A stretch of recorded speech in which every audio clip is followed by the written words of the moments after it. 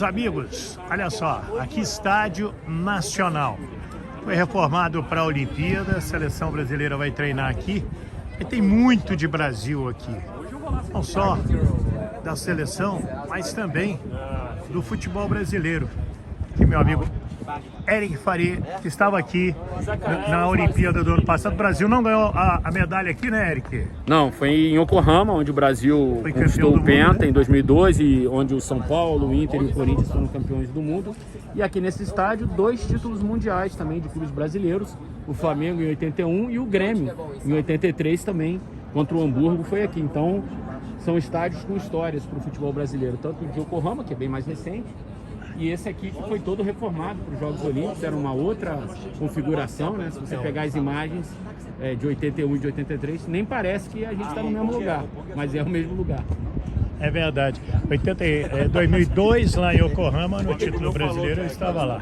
Agora aqui, 81, eu me lembro, estava lá em Formiga e o Brasil todo esperava aquele jogo. O gol de falta do Zico, o Eric, foi desse lado de cá ou foi do lado de lá? Não, o Zico não fez gol, ele cobrou uma falta que o Adílio pegou o rebote. Foram 2 gols do Nunes e um do Adílio. Eu imagino que seja naquela baliza, pensando que a transmissão foi feita desse ângulo que a gente está, que é onde hoje também se faz a transmissão, né? Deixa eu pegar lá em cima até, porque é onde ficam as posições, ó. O Eric está correto em termos de... Porque também tem a questão, onde corre o bandeira número 1? Ele corre aqui, contra o sol, né, com o sol dando nas costas E o gol dele. do Renato do título também. Aquele golaço que ele corta os zagueiros alemães aqui, do Hamburgo. Aqui. Da bandeirinha? Isso aí. Maravilha, maravilha. Espetacular, né? É gostoso, né? A gente tá aqui tantos anos depois. O Flamengo 81. Quantos 41 anos? E 39, né? Nossa senhora, é muito tempo, né? 41 do Flamengo e 39 do Grêmio, né? É um detalhe interessante. Olha a quantidade de jornalistas japoneses. Esse é Brasil, né, Eric? A gente viu lá na Coreia. Isso é uma coisa legal, assim, às vezes a gente precisa sair do Brasil para ter a ideia da dimensão que a seleção brasileira ainda tem mundo afora, né? Às vezes a gente no Brasil acha que a seleção brasileira perdeu o encanto porque são 20 anos sem títulos, enfim. Mas, de uma maneira geral, quando a gente viaja, a gente percebe a paixão que o futebol brasileiro ainda desperta e, consequentemente, a seleção, né? E é interessante que você está falando, no jogo lá do Seul World Cup, o Neymar o tempo todo ovacionado, e aí ele entra em campo... o cara mais querido do placar, quase que iguais os coreanos, e aí ele vai cobrar os pênaltis contra a seleção da Coreia. Eles ficaram em silêncio, e quando o Neymar foi substituído pelo Felipe Coutinho, e aí o estádio veio nos aplausos. De que o Neymar tem esse amor do coreano é a demonstração do Son, que é o principal ídolo do país, né? Numa entrevista disse que o Neymar é o melhor jogador do mundo, quer dizer, ignorando o Messi, Cristiano Ronaldo, Benzema e outros que são sempre cotados, né? E para ele, o Neymar é o ídolo dele, ele no fim trocou a camisa, foi ao vestiário, enfim, deu um abraço caloroso. Tietou, né? Tietou. Então, assim, é bom a gente sair um pouquinho da nossa bolha e ver que a seleção brasileira ainda tem muito respeito. O futebol brasileiro ainda tem muito respeito fora do país, sabe? E conversando com o Rodrigo Belo, que é um empresário que milita aqui no mundo, né, do outro lado do mundo, na Ásia, Coreia, China, um pouco do Japão também. Agora eles começam a irrigar o gramado para o treinamento da seleção brasileira.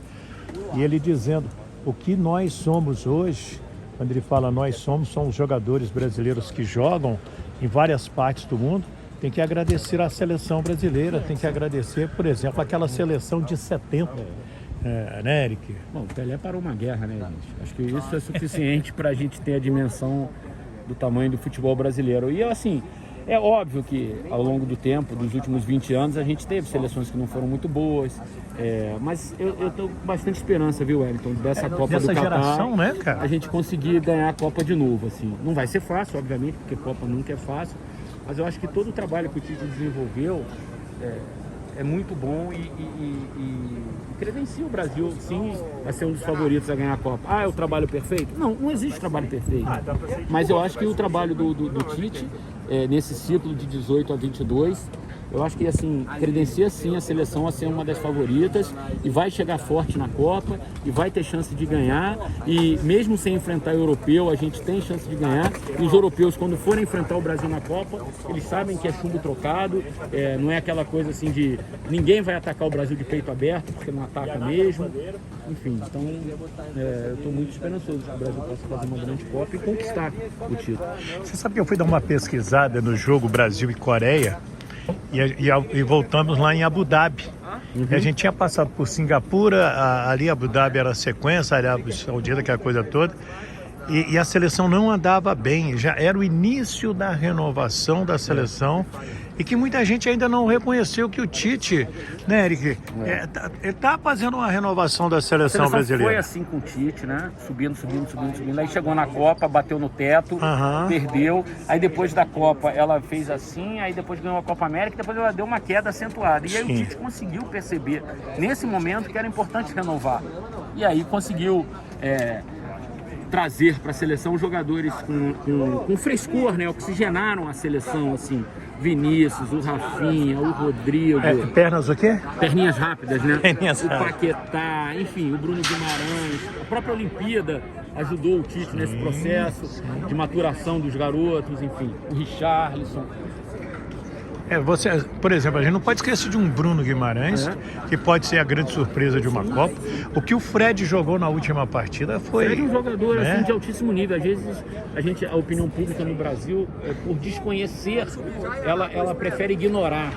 Ela prefere dizer que não é... Bom, um jogador que é titular do Manchester United, ainda que o Manchester não tenha feito uma grande campanha, mas é o Manchester United, um gigante do futebol mundial. E o cara é titular lá, sabe? Então, assim, todo trabalho vai ter crítica, né? Não existe trabalho perfeito, o Tite sabe disso, ele convive bem com isso.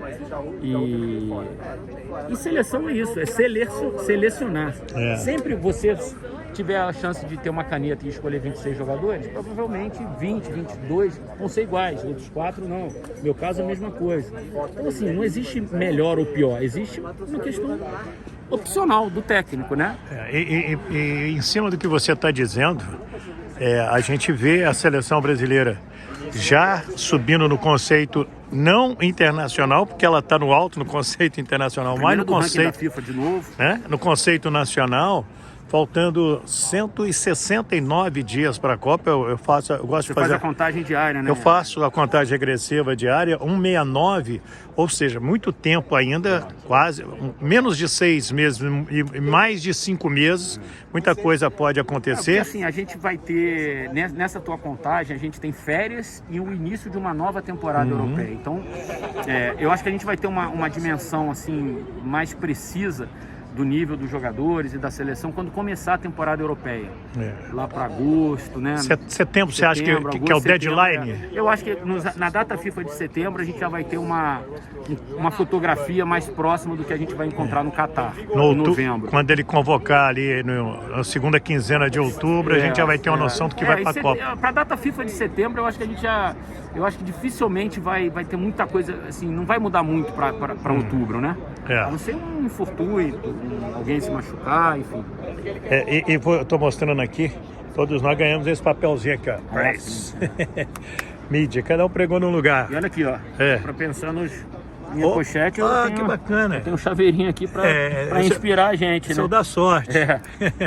Ô, Eric, pra gente terminar, vou fazer a pergunta que eu fiz pro Tite, que fizeram pro Casimiro depois da conquista do Real, gol do Vinícius Júnior.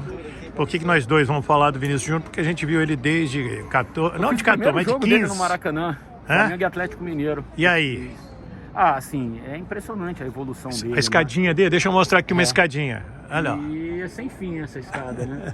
Ele vai dar o fim para ela, né?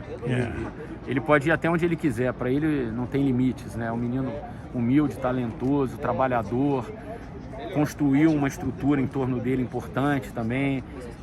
Tem bons exemplos do que dá certo, tem bons exemplos do que não dá certo, enfim. Tá bem cercado, né? Tá, então assim, o Vini tem tudo para decolar.